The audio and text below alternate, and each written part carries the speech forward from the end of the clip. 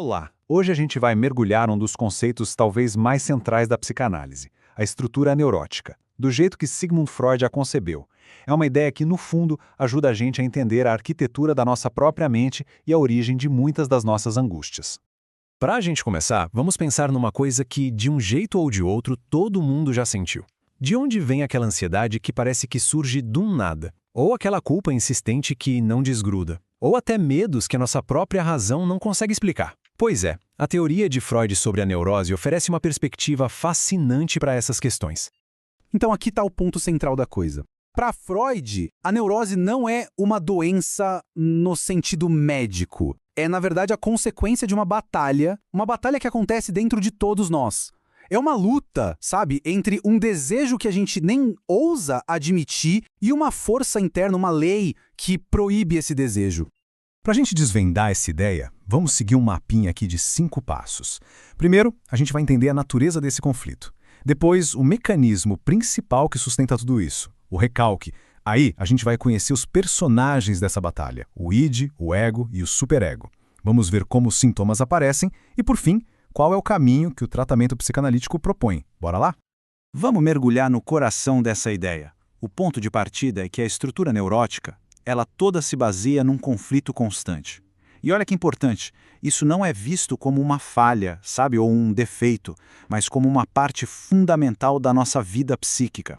Agora, o que é fascinante aqui é a ideia de que um sintoma, seja uma fobia ou uma compulsão, não é uma coisa aleatória. Ele é, na verdade, uma solução muito engenhosa, mesmo que seja dolorosa.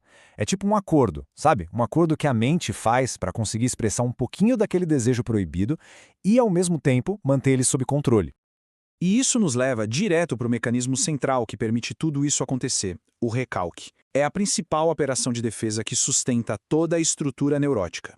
O processo funciona mais ou menos assim, ó. Primeiro surge um desejo que a nossa consciência, o nosso lado moral, acha inaceitável. Aí, para evitar o conflito, a mente faz o quê? Empurra ele para o inconsciente. Só que essa energia não some.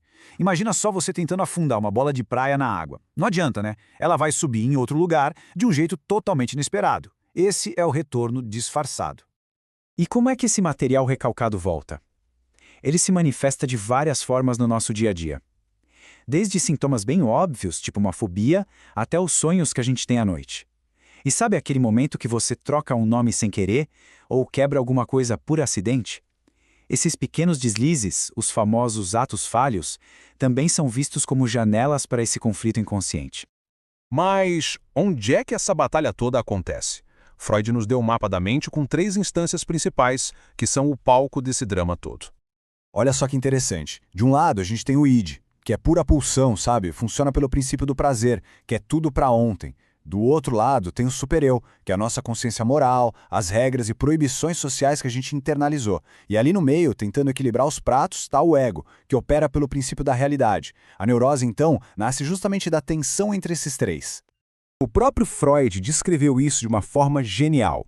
Ele disse: o ego precisa servir a 3 duros senhores, o mundo externo, o superego e o id. Pensa na pressão. O ego é esse mediador espremido por todos os lados. E é o sofrimento do ego tentando conciliar essas demandas opostas que a gente sente como angústia e que acaba dando origem aos sintomas. Certo. Agora, vamos ver como esse conflito interno se torna visível. Porque os sintomas, eles são a manifestação externa dessa batalha interna. É o tal do retorno do recalcado em ação. Freud identificou 3 formas clássicas de como a neurose se manifesta: a histeria, a neurose obsessiva e a fobia. E o mais curioso é que, por mais que pareçam coisas completamente diferentes, a lógica por trás delas é a mesma.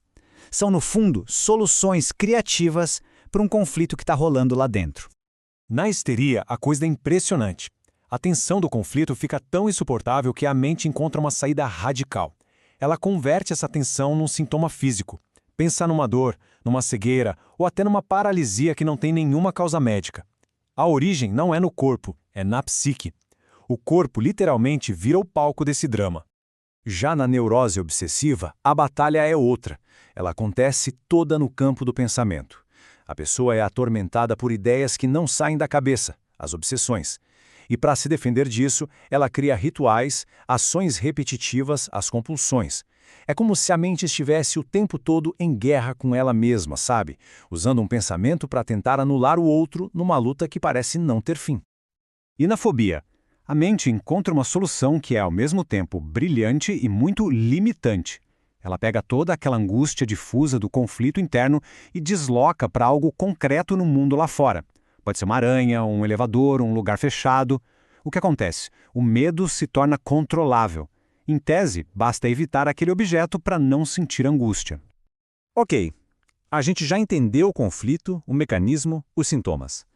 Mas e aí? O que se faz com isso? Qual é o objetivo da psicanálise diante dessa estrutura toda? Então, o objetivo não é simplesmente apagar o sintoma, é ir na raiz dele. A psicanálise busca trazer essa batalha que está escondida para a luz da consciência. A ideia é que quando a gente entende o conflito, a gente pode encontrar novas formas de lidar com ele, em vez de depender daquela solução dolorosa que é o sintoma.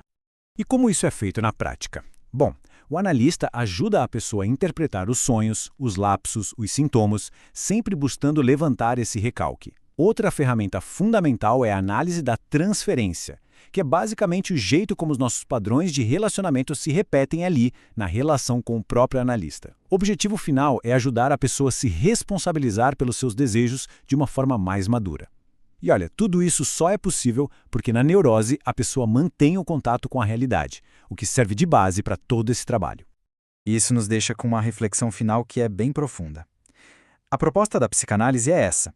Se o sintoma é, em parte, a realização de um desejo, mesmo que seja de um jeito todo distorcido e com sofrimento, o que realmente significa se tornar responsável por esse desejo que mora dentro da gente? Essa é a grande questão que o tratamento busca responder. Obrigado por acompanhar a gente nessa análise.